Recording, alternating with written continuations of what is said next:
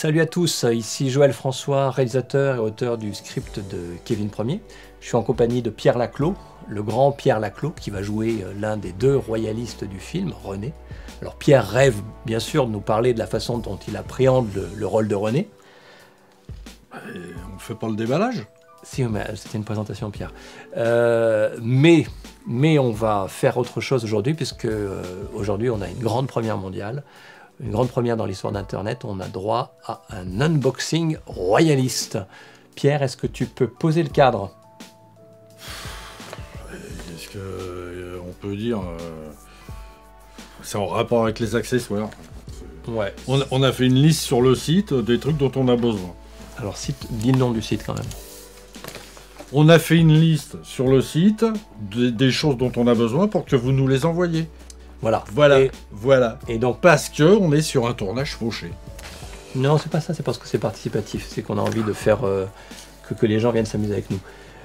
Donc, vous nous avez pris au mot, vous nous avez envoyé des affiches, des affichettes, puisque l'une des choses dont on a besoin, c'est de décorer l'appartement de René, très royaliste, et de lui faire un appartement très royaliste. Donc, on avait besoin d'affiches de Marie-Antoinette, de Louis XVI, de Cadoudal.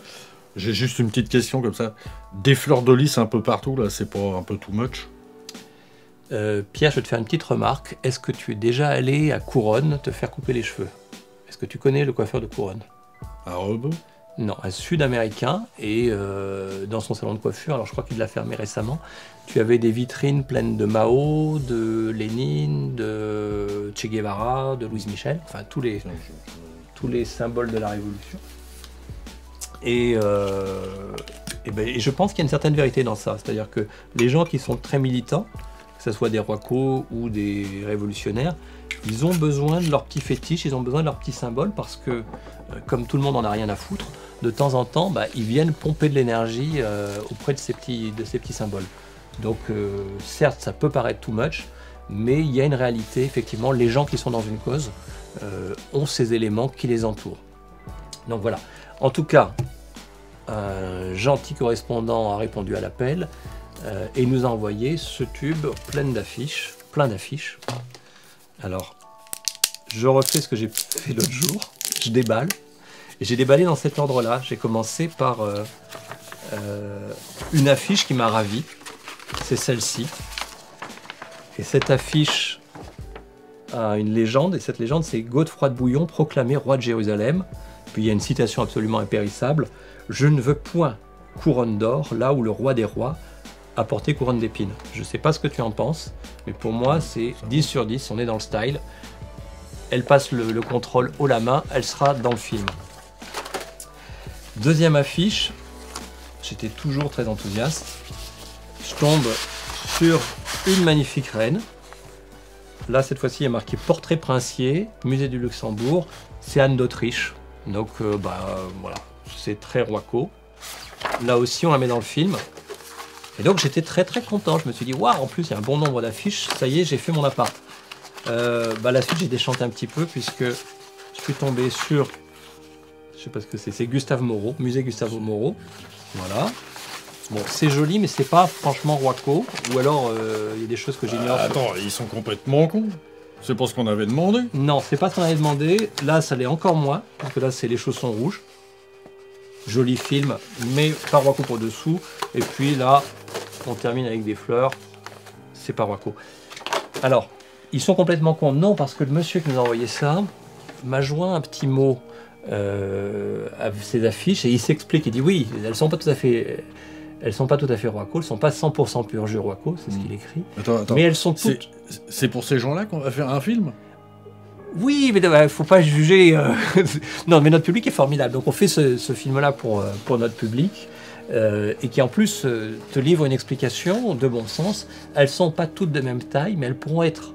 Elles sont pas roico, mais elles sont toutes de même taille, c'est vrai. Et elles pourront donc être bien alignées. Vous pourrez faire une composition régulière. Alors, oui, elles sont de même taille. Il y a une raison à ça, elles sont de même taille parce qu'elles sont de même provenance. Les Parisiens connaissent bien ces affiches.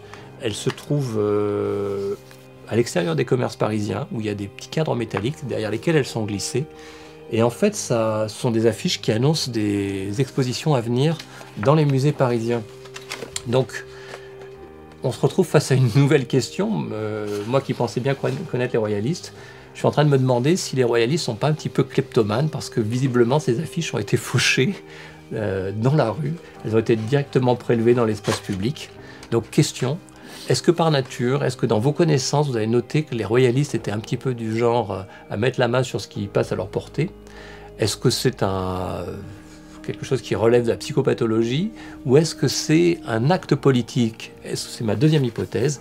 Est-ce que les royalistes, considérant qu'ils sont sous un régime d'occupation, la République, se disent tous les moyens sont bons pour abattre ce régime, en particulier, voilà, puisque la République subventionne des expositions, c'est peut-être qu'un petit coup de canif dérisoire, mais tiens, si je vole quelques affiches, c'est la mettre un petit peu à mal, c'est lui retirer un petit peu de son efficacité. Voilà, je vous laisse sur cette question métaphysique. Toujours est-il qu'on n'a pas rempli le contrat, on a besoin de meubler cet appartement royaliste, donc on a besoin de votre aide, on a besoin d'affiches de Cadoudal, de La Roche-Jacquelin, de Louis XVI, de Marie-Antoinette, enfin, ce que vous voulez, tout ce qui peut avoir un caractère roico, on est preneur, donc vous n'hésitez pas, vous les envoyez, et ça terminera dans le décor. Et par rapport à un coiffeur rebeu? C'est pareil. C'est pareil, c'est un peu plus cher, c'est aussi pourri. 10-12 euros? Ouais, à peu près. Disons que t'as juste moins peur qu'ils te tranchent la gorge, quoi. Pas forcément. Ils ont aussi des luttes révolutionnaires, si jamais ils te prennent pour un gringo. Ah ouais, non. Attends, ils immolaient beaucoup aussi pour du haut de leur pyramide, là.